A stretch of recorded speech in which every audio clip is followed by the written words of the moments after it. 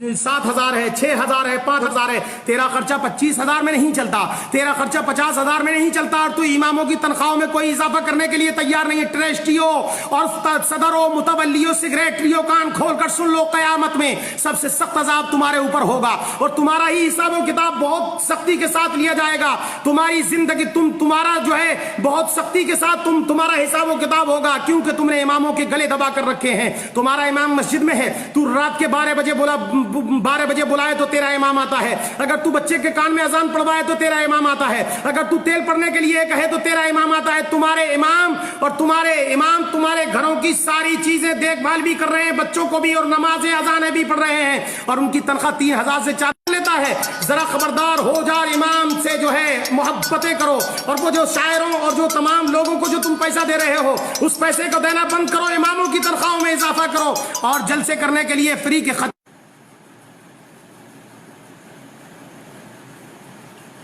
خطیبوں کو پیسہ دینے سے بہتر یہ ہے کہ اپنے اماموں کی تنخواہوں میں اضافہ کر دو, تاکہ قیامت میں تم سے حساب و کتاب.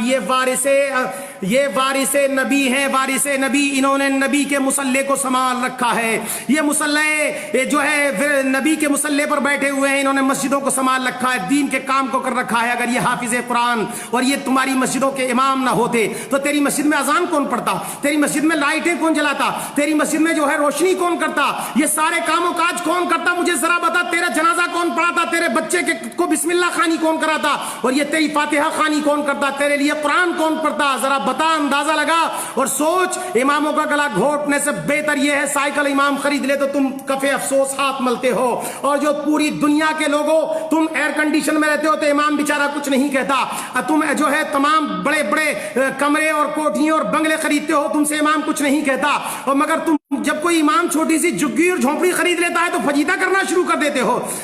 جگہ جگہ چغلی کے اڈے کھول رکھے ہیں تم نے, اماموں کی برائیاں کرنے پہ لگے ہوئے. 1,000 نیکیاں کرتا ہے امام, 1,000 اچھے کام کرے, اگر کوئی غلطی ہو جائے اس سے تو تم پکڑ لیتے ہو. سنو ظالموں, ڈاکہ ان دکانوں میں پڑتا ہے جن میں مال ہوتا ہے, جن میں ہیرے اور جواہرات ہوتے ہیں, جن کے اندر دولت ہوتی ہے, ان دکانوں میں چوری ہوتی ہے. جن مکانوں میں کچھ نہیں ہوتا, جن دکانوں میں کچھ نہیں ہوتا, ان میں چوری نہیں ہوتی. اس سے پتہ یہ چلتا ہے کہ امام بہکا اس لیے تھا کہ اس کے پاس ایمان کی دولت تھی, شیطان اس کا اس لیے پیچھا کر رہا تھا. تیرا پیچھا کیا کرتا, تو خود ہی شیطان ہے, تیرا پیچھا کیا کرے گا شیطان؟ تو امام کا پیچھا اس لیے کیا کہ اس کے پاس دولت ایمان تھا, وہ قوم کا پیشوا تھا. ظالموں, ان اماموں کے ساتھ بدتمیزیاں کرنا بند کر دو. جب تک کوئی قوم بلندی تک نہیں پہنچتی, جب تک کہ اپنے پیشواؤں کی عزت نہیں کرتی. تم نے دنیا کی, تیری 25,000 تنخواہ ہو تو تیری پور نہیں پڑتی, 50,000 ہے مولانا پھر بھی کمی رہ جاتی ہے. تیرے بہترین کپڑے اور تمام کے تمام انتظام و انسرام دیکھ کے امام نے کبھی آہ نہیں کری. مگر سن,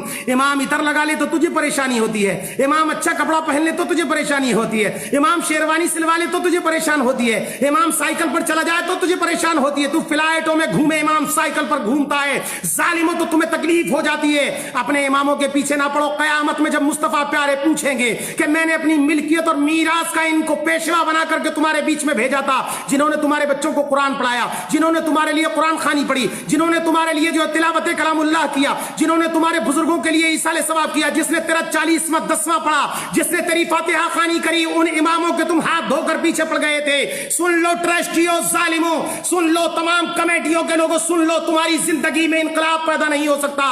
تم اپنے گھروں کے خرچے مسجدوں اور مدرسوں کے چندوں سے چلاتے ہو, اور اس کے باوجود امام اگر تمہاری پول پٹی کھول دے تو اماموں کے نہا دھو کر پیچھے پڑ جاتے ہو, طرح طرح کے الزامات لگاتے ہو, عیب لگاتے ہو اماموں پر, اور لگانے کے بعد انہیں مسجدوں سے نکال دیتے. کوئی کہتا ہے 5 سال ہو گئے امام صاحب کو, جلدی نکالو, اور کوئی پوچھے جناب انہوں نے غلطی کیا کی, بولے نا امام کو زیادہ دن نہیں رہنے دینا چاہیے, ان کے تعلقات بہت اچھے بن گئے ہیں. پتہ یہ چلا کہ امام زیادہ دن رہے گا تو تیری ساری خبر رکھے گا. تو کتنا پیسہ مدرسے مسجد کا کھاتا ہے اس کو خبر ہوگی, تو مسجد کے کتنے مال کو دباتا ہے اس کو خبر ہوگی, تیری پول کھول دے گا وہ امام. اس لیے تو ان اماموں کی مخالفت میں لگ گیا. جلدی کرو, اس کو ایسا نہ ہو کہ ہمارے راز کھل جائیں, ہماری پول پٹی کھل جائے, ہماری زندگی جو ہے غرق ہو جائے اور لوگوں میں ہماری جوتیوں دال بٹنے لگ جائے، اس لیے اماموں کے پیچھے پڑتے ہو ظالموں۔ اماموں کی تنخواہ بڑھاؤ، بڑے بڑے خطیب آتے ہیں، شعراء آتے ہیں، بڑے بڑے 25-25 ہزار لے کر جاتے ہیں اور تم ایک ایک رات میں دے دیتے ہو۔ امام کی 3500 روپے تنخواہ، امام کی 3000 روپے تنخواہ، کبھی تو نے سوچا اور امام سے پوچھا کہ تمہارا 2500 میں خرچہ کیسے چلتا ہے،